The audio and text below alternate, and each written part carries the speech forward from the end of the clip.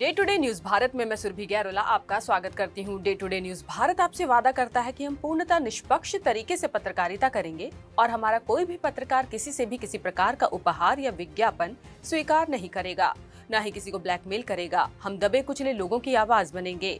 Day to day news Bharat ऐसे लोगों के बारे में कोई खबर नहीं चलाएगा जो भोले भाले लोगों को बेवकूफ बनाते हैं और धोखा देते हैं, जैसे तांत्रिक और ढोंगी बाबा। और हम लोगों की नजर में लोकतंत्र के चौथे स्तंभ को मजबूत करने की कोशिश करेंगे। मेनका गांधी, जो एक प्रसिद्ध पशु अधिकार कार्यकर्ता और पूर्व केंद्रीय मंत्री हैं, ने दिल्ली एनसीआर में आवारा कुत्तों को लेकर सुप्रीम कोर्ट के 11 अगस्त के आदेश की कड़ी आलोचना की है। सोमवार को सुप्रीम कोर्ट ने दिल्ली एनसीआर में आवारा कुत्तों की समस्या को बेहद गंभीर बताते हुए प्रशासन को सभी कुत्तों को पकड़कर शेल्टर में रखने का आदेश दिया।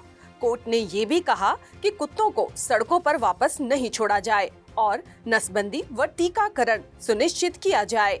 साथ ही एक हेल्पलाइन स्थापित करने का निर्देश दिया गया ताकि कुत्तों के काटने की घटनाओं की तुरंत रिपोर्ट हो सके।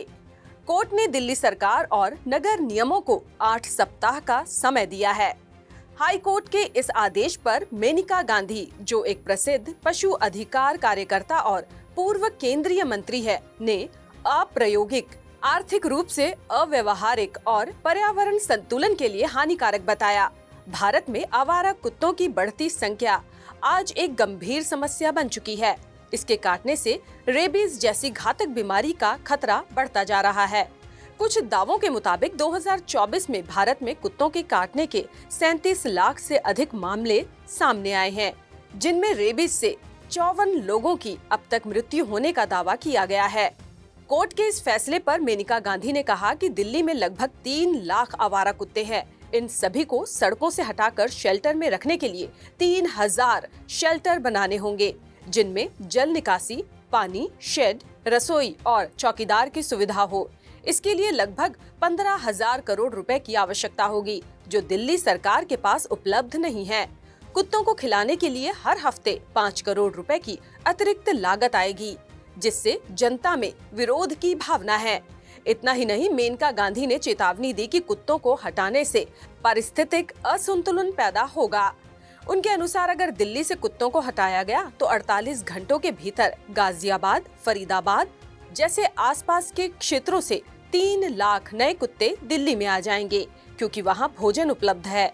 मेनका ने कुत्तों को चूहा नियंत्रण जानवर बताया, जो पर्यावरण संतुलन के लिए जरूरी है। इसके अलावा मेनका गांधी ने सुप्रीम कोर्ट के इस आदेश की वैधता पर भी सवाल उठाए। उन्होंने कहा कि 1 महीने पहले ही सुप्रीम कोर्ट की एक अन्य बेंच ने इस मुद्दे पर संतुलित निर्णय दिया था। अब 2 जजों की बेंच ने सबको पकड़ो का आदेश दिया, जो उनके अनुसार अव्यवहारिक है। उन्होंने पूछा कि दोनों में से कौन सा निर्णय मान्य है। मेनका ने इस आदेश से पशु प्रेमियों और प्रशासन के बीच टकराव की आशंका भी जाहिर की है। मेनका गांधी ने जोर दिया कि सरकार के पास पहले से ही एक 14 सूत्रीय योजना है, जिसमें नसबंदी, रेबीज टीकाकरण, पुनर्वास पर रोक और पशु जन्म नियंत्रण यानी कि एबीसी केंद्रों की बेहतर निगरानी शामिल है।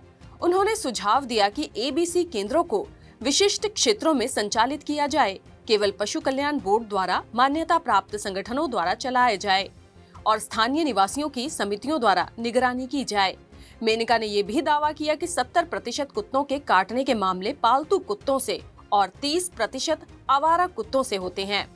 इसलिए पालतू कुत्तों की अनियमित बिक्री पर भी रोक लगनी चाहिए। सुप्रीम कोर्ट के आदेश के खिलाफ दिल्ली में इंडिया गेट पर पशु प्रेमियों और कार्यकर्ताओं ने प्रदर्शन किए, जिसमें मेनका गांधी भी शामिल थी। पुलिस ने कई प्रदर्शनकारियों को हिरासत में भी लिया।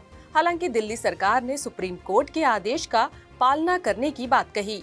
मुख्यमंत्री रेखा गुप्ता ने कहा कि आवारा कुत्तों की समस्या विशाल हो चुकी है और इसे व्यवस्थित तरीके से लागू करने के लिए जल्द ही नीति बनाई जाएगी। सांसद राहुल गांधी ने भी आवारा कुत्तों पर सुप्रीम कोर्ट के फैसले पर प्रतिक्रिया दी है। उन्होंने दिल्ली एनसीआर के सभी आवारा कुत्तों को हटाने का सुप्रीम कोर्ट के फैसले पर कहा कि ये दशकों से चली आ रही मानवीय और साइंटिफिक पॉलिसी से पीछे ले जाने का आदेश है।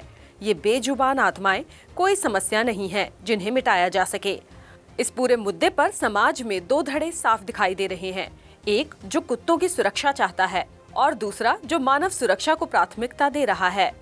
इस विवाद का समाधान सरकार, पशु कल्याण संगठनों और नागरिकों के साथ मिलकर करना होगा ताकि जीवों और इंसानों दोनों के लिए असुविधा उत्पन्न ना हो।